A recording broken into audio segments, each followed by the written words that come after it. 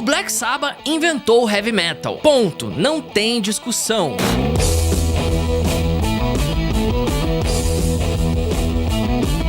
E não me venha dizer que, os Beatles fizeram Helter Skelter. Não. Led Zeppelin tinha riffs mais pesados. Não. Eu adoro todas essas músicas, mas ainda não era metal. Depois que uma prensa hidráulica decepou a ponta dos dedos do Tony Iommi, o destino já estava traçado. E o que parecia ser o fim da carreira dele foi só o começo. Mas o que transformou esse acidente terrível no maior presente que o rock já ganhou? Quais foram as outras peças desse quebra-cabeça que ajudaram a montar o que a gente conhece por metal pesado? É exatamente isso que a gente vai ver aqui hoje. Das raízes do blues aos filmes de terror barato. A gente vai ouvir todas as bandas que moldaram o som do Black Sabbath e ver como desse caos nasceu não só o heavy metal, mas toda uma infinidade de gêneros. E no fim, você vai sair com a melhor playlist de metal que você nunca ouviu na vida. Então pegue a sua coquinha gelada, prepare o seu morcego a passarinho, e hoje a gente vai ouvir todas as influências do Black Sabbath e todos os filhos bastardos que eles deixaram pelo caminho. Vai, Gislene! Traz meu crucifixo que hoje a gente vai responder de onde diabos veio o heavy metal.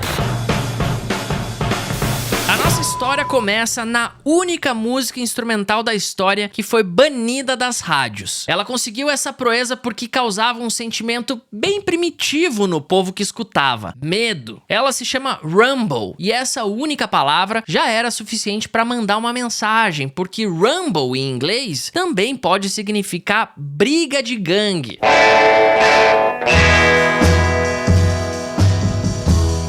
Mas não foi só o título. O Link Wray, compositor e guitarrista dessa música, costumava enfiar estilete ou até lápis nos alto-falantes dos seus amplificadores para conseguir um som de guitarra completamente distorcido. Era feio, barulhento e justamente por isso dava medo na sociedade certinha lá dos anos 50. Isso foi lá em 58, o mesmo ano de Johnny B. Good, do Chuck Berry. Essa faixa do Chuck ensinou pro mundo que um riff de guitarra podia ser um protagonista na canção. Nessa época também tinha o Eddie Cochran, que também já estava puxando o blues para uma outra direção.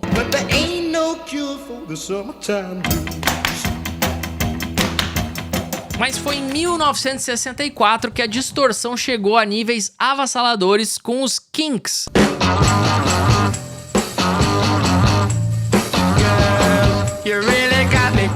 Essa música foi uma das primeiras a ser construída em cima dos chamados power accords, que iam virar a espinha dorsal de todo o heavy metal e do punk rock também.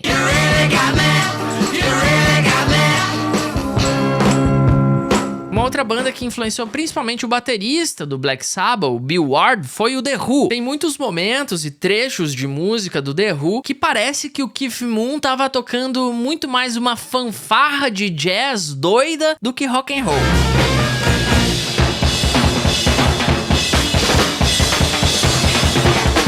Esse espírito de jazz bagunçado ia influenciar direto no jeito que o Bill Ward ia tocar no Sabbath. Lá do outro lado do Atlântico, o nosso querido Jimi Hendrix estava fazendo feitiçaria com a sua guitarra. Ao lado dele, no Jimi Hendrix Experience, estava o baterista Mitch Mitchell, que também vinha do jazz. E é essa levadinha que eu vou te mostrar, sincopada, que lembra muito o que o Bill Ward faria em War Pigs mais tarde.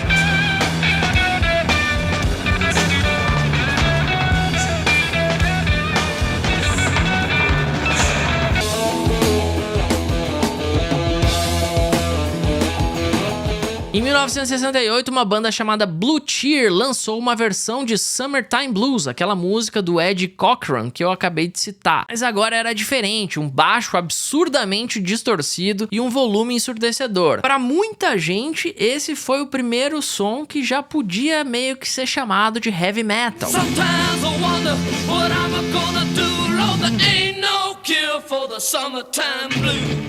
Nesse mesmo ano, o Steppenwolf cravou o termo heavy metal na cultura com Born to Be Wild, inspirada pelo filme Easy Rider.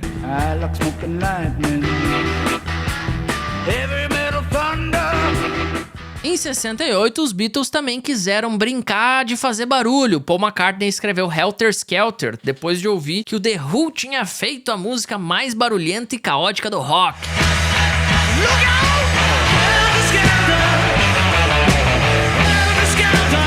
Essa faixa que depois ia ser sequestrada pela família Manson para virar trilha de crime lá nos Estados Unidos. Em 69, entra em cena uma banda obscura chamada Coven. A capa do disco Witchcraft Destroys Minds and Rips Souls tinha pentagrama, cruz invertida, ritual satânico e no encarte, pela primeira vez no rock, apareciam as palavras Hail Satan.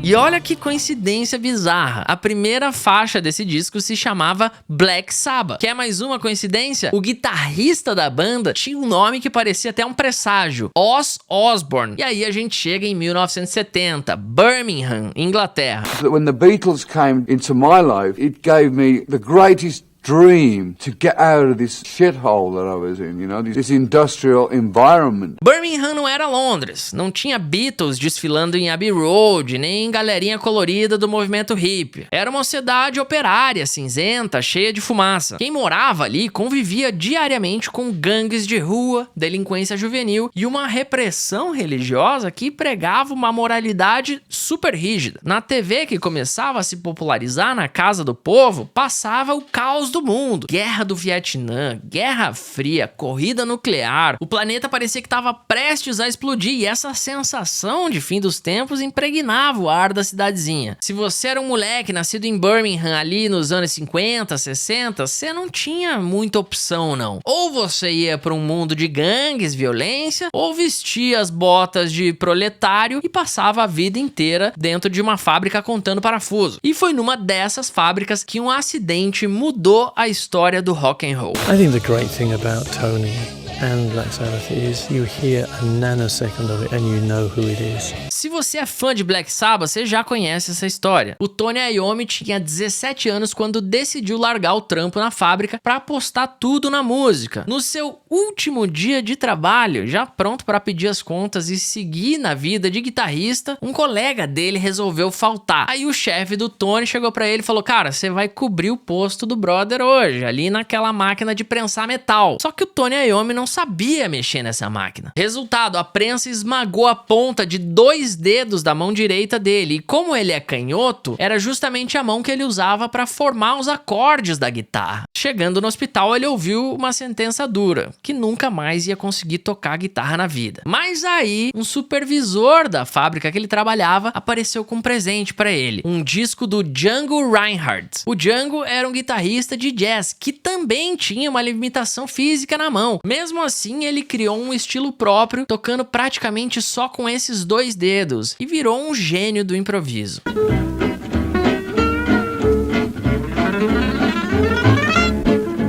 Pro Iommi, aquilo foi uma iluminação, né? Aí que ele resolveu derreter algumas garrafas de detergente para moldar novas pontas nos dedos que ele tinha perdido. Ele cortou um pedaço de jaqueta de couro e cobriu as 2 pontinhas para formar umas próteses improvisadas. Só que ele ainda sentia muita dor para tocar, então para aliviar a pressão nos dedos, ele trocou as cordas de guitarra por umas cordas de banjo que eram mais finas e maleáveis. E além disso, ele começou a baixar a afinação das cordas, diminuindo a força que ele precisava para apertar e fazer os acordes. Foi daí que surgiu aquele som grave, denso e arrastado, a base do que depois ia virar o doom, o stoner e o sludge.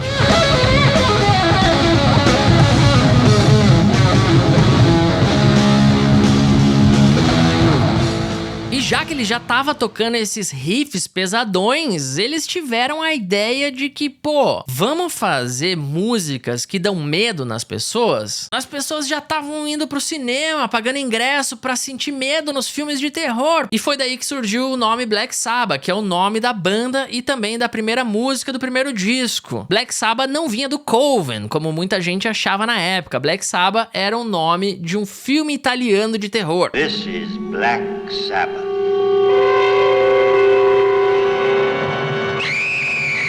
E nessa brincadeira de trazer o medo pra música, o Tony Iommi começou a brincar com o trítono, o famoso intervalo do diabo, aquelas notas satânicas que, segundo a lenda, a igreja medieval tinha proibido. Mas, pô, mesmo que seja um mito, essa história é boa demais, né, velho?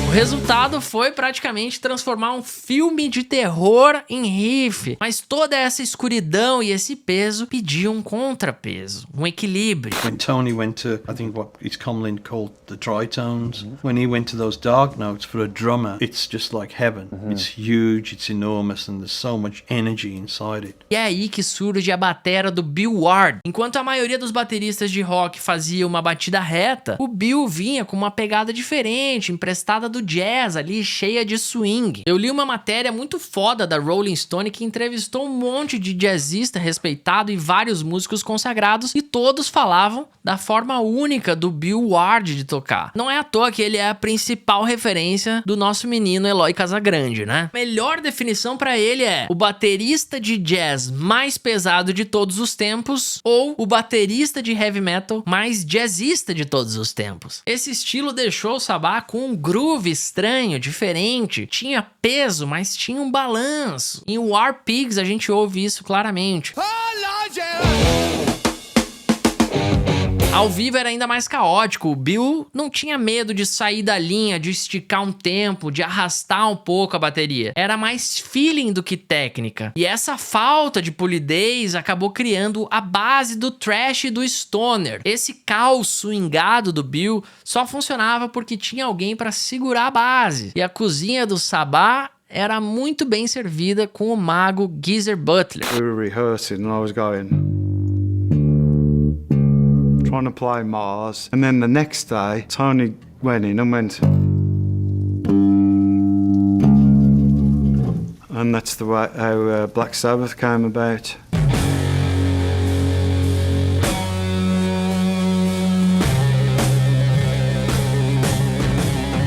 O baixo dele não era só um acompanhamento, era praticamente uma segunda guitarra, às vezes reforçando o riff do Iommi, às vezes criando um contraponto esquisito que deixava tudo ainda mais sombrio. Enquanto o Bill soltava aquelas viradas imprevisíveis, o Geezer fazia o baixo caminhar, costurava tudo. Era como se os dois estivessem brigando e dançando ao mesmo tempo. O Geezer não tratava o baixo como coadjuvante, ele colocava o instrumento na linha de frente. Era praticamente uma segunda guitarra, só que mais grave, suja e cheia de fuzz. Tanto é que ele plugava o seu instrumento num amplificador de guitarra e não de baixo. O resultado era um timbre embolado que grudava na guitarra e fazia uma parede sonora característica do Black Sabbath. E o Geezer não só tocava baixo, como era o principal letrista da banda. Ele assumiu essa função porque, de acordo com ele mesmo, era o único da banda que gostava de ler livro. Enquanto o Ozzy cantava as melodias de forma intuitiva, o Geezer pegava tudo aquilo e escrevia em cima verdadeiros manifestos sombrios. Era meio a vibe do Geezer Butler, principalmente no começo da banda ali. Ocultismo, paranoia, guerra, drogas, decadência. Ele deu ao Black Sabbath não só o peso sonoro,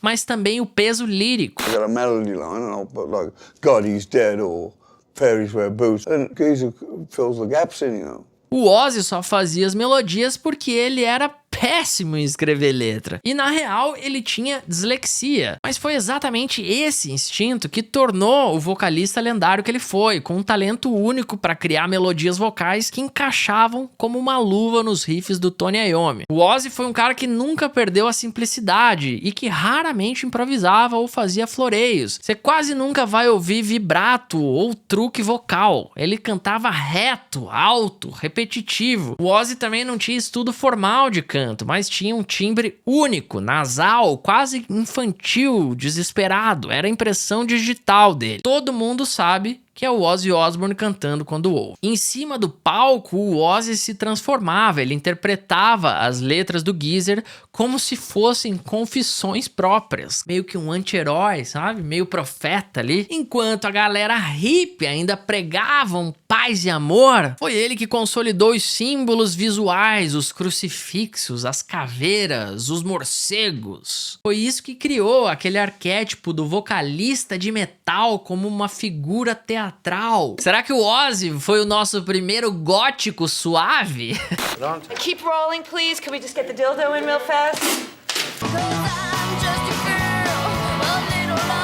Talvez tenha sido o primeiro, mas com certeza não foi o último. Nessa última parte do vídeo aqui eu separei algumas músicas que vieram depois do Sabá, para mostrar quando e como eles influenciaram os artistas que vieram depois. Tem de todos os gêneros, todas as épocas, e talvez eu tenha criado uma playlist perfeita de metal, talvez. Para começar, a gente vai lá pro outro lado do Atlântico, em Nova York, 1972. O Blue Oyster Cult lançou seu primeiro disco nesse ano com uma missão bem clara. O produtor Sandy Pearlman dizia que a ideia era ser a resposta americana ao Black Sabbath. E dá para entender, a banda não só trouxe guitarra pesada, como carregou as letras de ocultismo e símbolos místicos.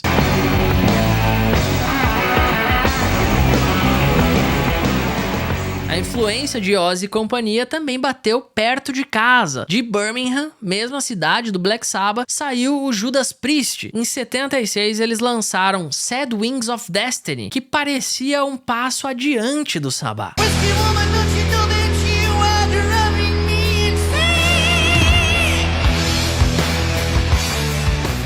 O próprio Ozzy já disse que o Rob seria o único capaz de substituir ele no Black Sabbath. Nos anos 80, o thrash metal dominou, mas até quem corria acelerado parava para prestar tributo ao peso do Black Sabbath. Essa música abre com um sino fúnebre que não é coincidência, é quase que uma piscadela pro clima sombrio que o Black Sabbath tinha inventado.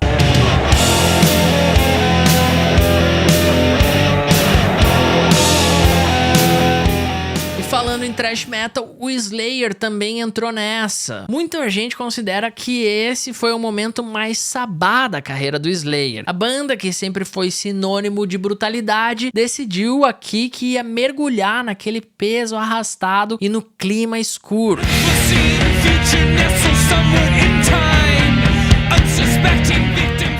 Nos anos 90, a herança do Black Sabbath cai direto no grunge. O Soundgarden, em Outshined, mostrou que era possível juntar o clima depressivo de Seattle com a cadência pesada do Sabbath. Kim Thayil já falou que o som da banda era tipo um punk com Sabbath, e aqui dá pra ouvir isso nitidamente. Na mesma época, o Alice in Chains foi ainda mais fundo com Wood, e a influência fica clara, né? Peso, lentidão e os vocais que soam quase como um lamento.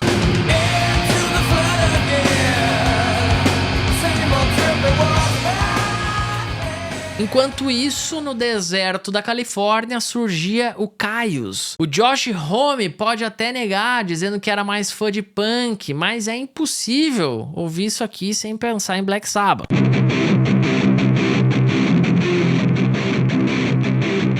E no mesmo ano, outra banda resolveu reverenciar o Sabbath sem disfarçar. O Sleep. Dragonaut, de 92, é Black Sabbath puro, só que com ainda mais peso e repetição. Tanto que o álbum Holy Mountain muitas vezes é chamado de Master of Reality moderno.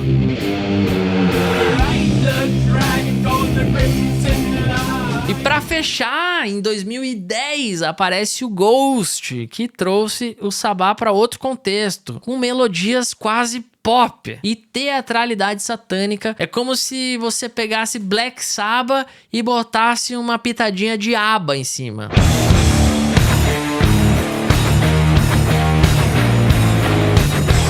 Fora do rock, a gente também encontra algumas influências do Black Sabbath. Os Beastie Boys são a prova disso, quando fizeram a mistura genial de samples em Rhyming and Stealing. Para montar essa música, os Beastie Boys roubaram de 3 gigantes: a bateria monstra de When the Levee Breaks, do Led Zeppelin, o riff chapado de Sweet Leaf, do Black Sabbath, e ainda tem um samplezinho numa parte lá pro fim da música de I Fought the Law, do The Clash. O resultado é uma faixa que soa mais metal do que muita banda de metal por aí.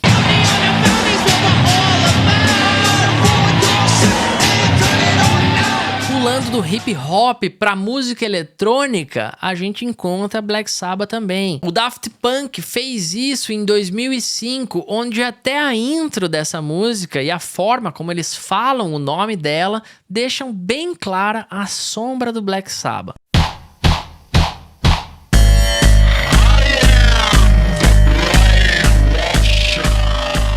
Pô, você quer prova melhor do que essa, que o Sabbath mudou a música como um todo? Os caras não só inventaram o heavy metal, como eles criaram uma linguagem que atravessou décadas. Virou trilha do grunge, do stoner, do thrash, e até hoje aparece em bandas de pop, rap e até música eletrônica. Quer aprender sobre peso um pouco? Estuda a maioria de Black Sabbath, pega lá Never Say Die, Paranoid, volume 4, qualquer um desses, que você vai ver o que é peso, o que é uma aula de heavy metal. Agora me fala, você acha que eu esqueci alguém nessa lista aqui? Se acha que eu esqueci, comenta aqui embaixo. Se você curtiu, já deixa seu like, sua inscrição. Eu adorei fazer esse vídeo, de verdade, porque eu pude revisitar alguns clássicos e ainda descobri algumas pérolas novas, como o Daft Punk. Espero que você também tenha ficado aí com o seu caderninho, anotando a sua lição de casa, que é passar a semana ouvindo todos esses álbuns. E se você chegou até aqui, muito obrigado. É você que mantém esse canal vivo, e o meu sonho de viver disso aqui também. Aqui do lado da minha cabeça tem outro vídeo com uma história incrível da música, se você quiser continuar a viagem. Um grande beijo no seu coração e até o próximo vídeo. Tchau!